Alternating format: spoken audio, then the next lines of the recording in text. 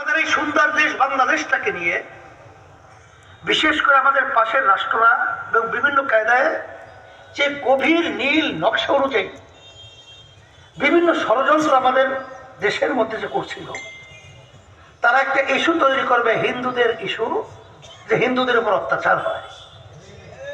তখন কিন্তু আমরা আমাদের নিজেদের দায়িত্বে হিন্দুদের জান মাল ইজ্জত এটা নিরাপত্তার জন্য আমরা আমাদের দায়িত্বে এটা কিন্তু আমরা পাহারাদারের দায়িত্ব পালন করেছি। আমরা করতেছি মানুষের জান মাল ইজ্জতের নিরাপত্তার জন্য, মানুষের কষ্ট লাঘবের জন্য দায়িত্ব। আর ওই সময় এক শ্রেণীর মানুষ নামক পশু, তখনও মায়ের কান্না বন্ধ হয় নাই, তখন সেই মুখের পানি পানি শব্দ বন্ধ হয় নাই, তখন সাইড হাত প্রসারিত করে বুকের ভিতরে গুলি ঝাঁঝা হয়ে গেল, তখন তার সেই স্মৃতি ভুলে যায় নাই। মা যখন বলতেছিল আমার সন্তান 3 দিন 5 দিন পর্যন্ত আমাকে মা বলে ডাক দেয় না, সেই শব্দ এখনো বন্ধ হয় নাই। তখন মানুষ নামক পশুরা তখন নেমেছে চাঁদাবাজির জন্য, জায়গা দখলের জন্য। আপনারা দেখেছেন, কিন্তু ইসলামী আন্দোলন বাংলাদেশ তখন নেমেছিল দেশকে রক্ষার জন্য। ইসলামী আন্দোলন বাংলাদেশ নেমেছিল তখন মানুষের জানমাল নিরাপত্তা ইজ্জত সুরক্ষার জন্য।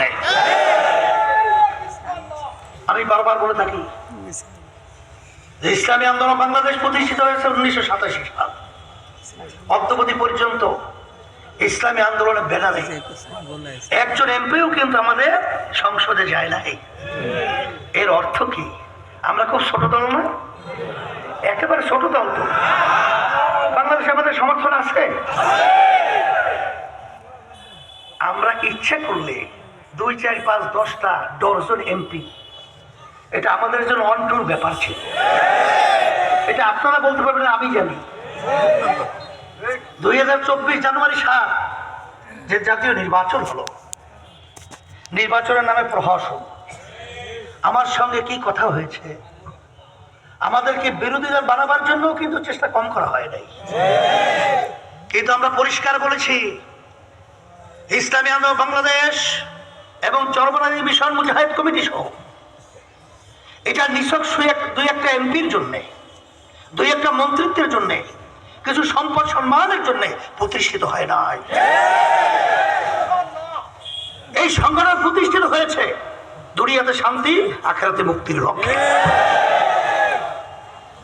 আপনারা আমাদেরকে যত ধরনের অফার দেন, কিন্তু আমরা কখনোই পরগাছা হতে চাই না। কারণ এই বাংলাদেশের ভিতরে 100-এর ভিতরে 92 জনের মধ্যে মুসলমান বসবাস করে। এই 53 বছর স্বাধীনতার বয়সে আমরা দেখেছি বারবার ওরা আমাদেরকে ব্যবহার করে, ওরা ক্ষমতায় গিয়ে ওই টেবিলের মধ্যেই মদের লাইসেন্স পাস করা হয়, আইন পাস করা হয়, বেশ্যাবৃত্তির লাইসেন্স দেওয়া হয়, বিভিন্ন সময় আমাদেরকে ব্যবহার করে ওরা ক্ষমতায় থাকার পরে এ দেশকে 5 বার চোরের দিক থেকে তামাম বিশ্বে ফার্স্ট বানায়। তামাম দুনিয়ার ভিতরে চোরের দিক থেকে ফার্স্ট 5 বার। আমরা দেখেছি আমাদেরকে ব্যবহার করে ওরা পাশের রাষ্ট্র ভারতের দালালি করে। আমাদের সমস্ত শিক্ষা সিলেবাসকে, ইসলামকে একেবারে উঠিয়ে বঙ্গোপসাগরে নিক্ষেপ করার পদক্ষেপ নেওয়া হয়েছিল। মুসলমানদের ইতিহাসকে বিকৃত করে মিথ্যা ইতিহাসের মাধ্যমে আমাদের ভবিষ্যৎ প্রজন্ম সন্তানগুলোকে ইসলামের প্রতি ঘৃণা জমাবার জন্য বিভিন্ন নীল নকশা তৈরি করা হয়েছিল।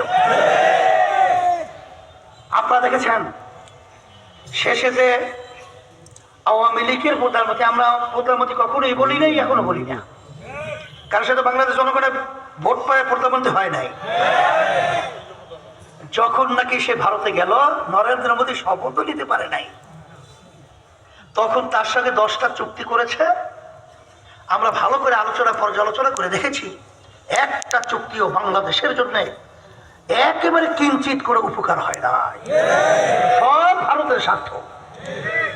এবং তিনি তো বলেছেনই যে আমি ভারতকে যা দিয়েছি এটা মনে রাখতে হবে, বলতে পারবে না।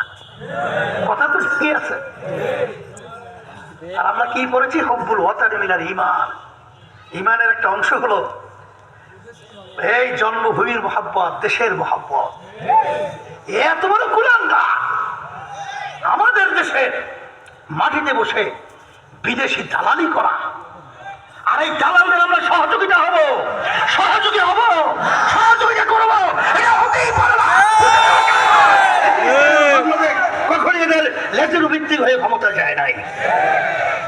সেই হিসেবে আমি বলবো, বরগুনা এমন একটা জায়গা আমার এখনো মনে পড়ছে, আমাদের কেওড়াবন্যা রশিদ আহমদ পীর সাহেব হুজুর রাহমাতুল্লাহি আলাইহি, তিনি যখন ইসলামের পক্ষে যখন আওয়াজ তুলেছিলেন, তখন বরগুনাবাসী ইসলামকে সম্মান দেখাবার জন্য তাম দুনিয়ার মধ্যে সম্মানিত হিসেবে আপনার উল্লেখযোগ্য তাকে সমর্থন করেছিলেন।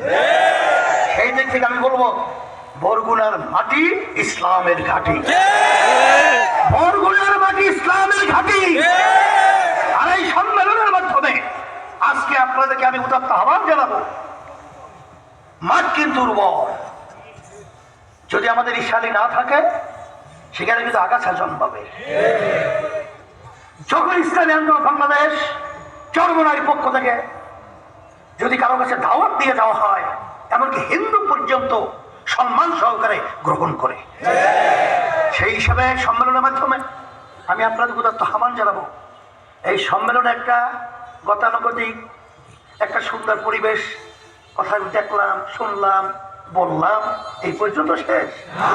আমাদের কিছু কাজ আছে। আমরা ব্যক্তি পর্যন্ত এই দুনিয়াতে শান্তি, আখিরাতে মুক্তির লক্ষ্যে এই দাওয়াত পৌঁছাবার জন্য আমরা কি রাজি আছি? কে কে আল্লাহ হাত দেখে? আলহামদুলিল্লাহ, আল্লাহ কবুল করে নেয়।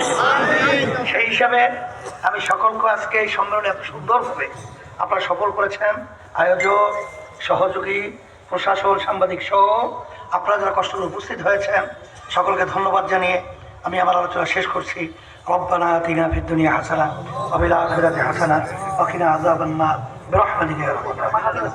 ও আজকে মাহফিল আছে কিন্তু খবরদার, এই বয়ান আমি করবো পরে ইনশাআল্লাহ।